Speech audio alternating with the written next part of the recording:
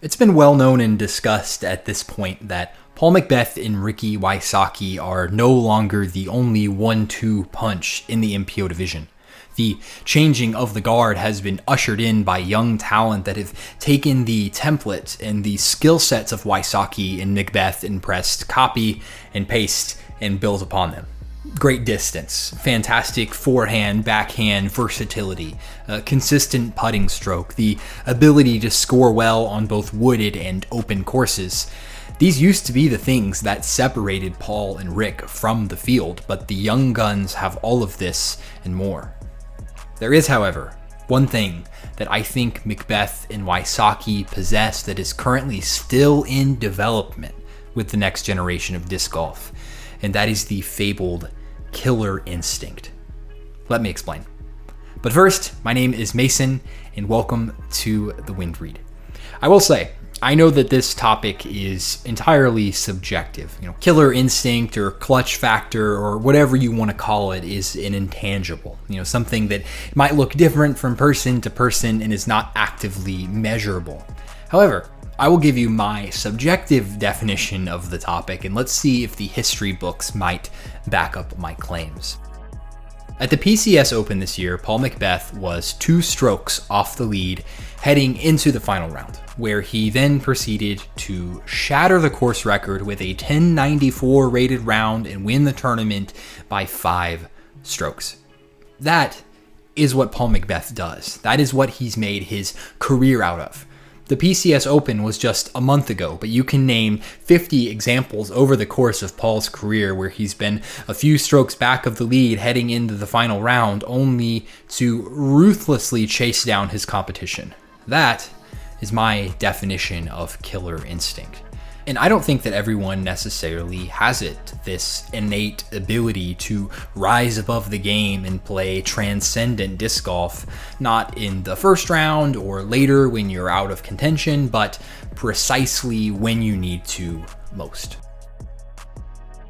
Worlds in 2022 was another great recent example of this. Paul McBeth was 3 strokes back of Aaron Gossage heading into the final round, and based off of what we know about Paul McBeth and his killer instinct, what happened, Paul's epic chase down of Gossage to win a 6th world title, was inevitable. Ricky Wysocki has also shown this type of killer instinct over the course of his career. Just last year, at the Tour Championship, hole 18 played as one of the least birdie holes throughout the tournament, yet in the final round and subsequent playoff, Wysocki birdied it back to back to earn himself the biggest payday in disc golf history. Killer instinct, by my definition, is this ability to flip a switch in the most important moments, not just of a tournament, but of your career, in order to will yourself to win by any means necessary. This is one of the defining characteristics that separates great, consistent athletes from the legends in any given sport. This was on display in the mid-2010s, where Ricky and Paul were winning a lot.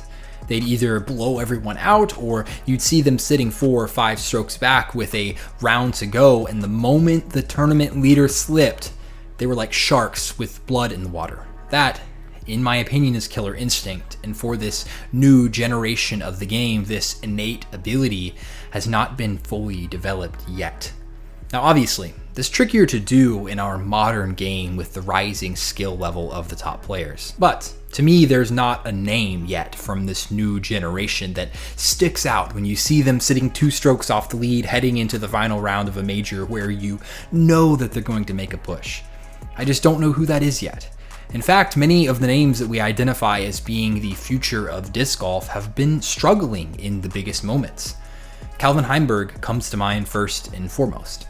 Now, I don't want to take anything away from Calvin's accomplishments. He has been the best disc golfer in the world this year. That is indisputable.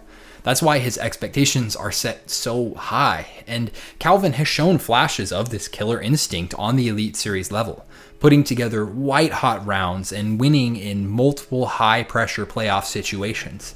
As we know, though, Calvin's struggles have come historically in the final rounds of majors. Take the last 2 World Championships.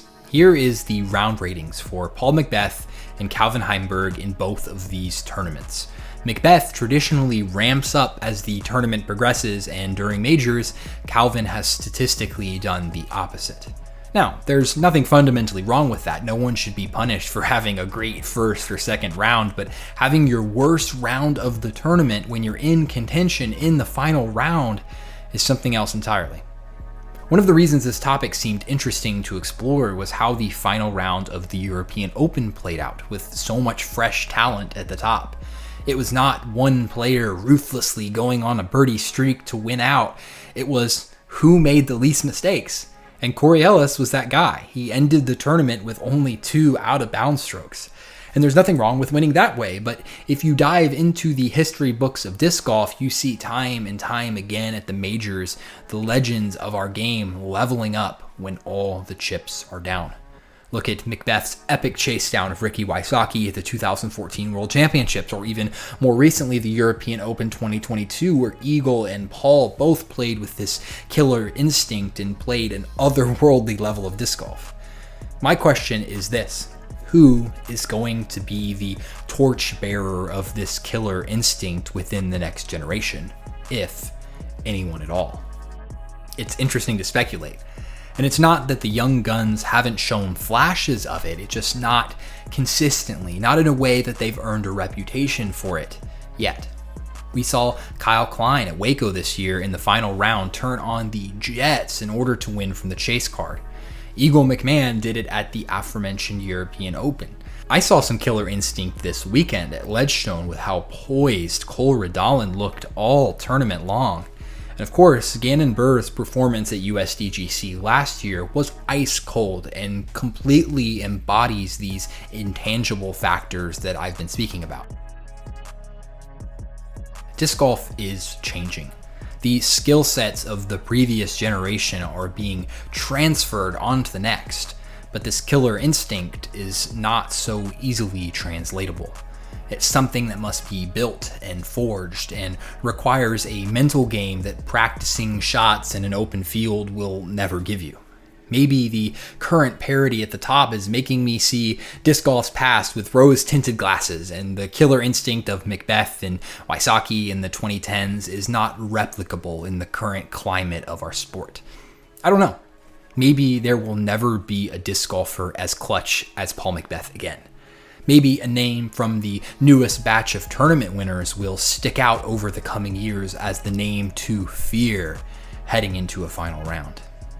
Only time will tell. The back half of the season is here. We have 1 elite event, 3 playoff events, including the Tour Championship, and 2 majors still to go.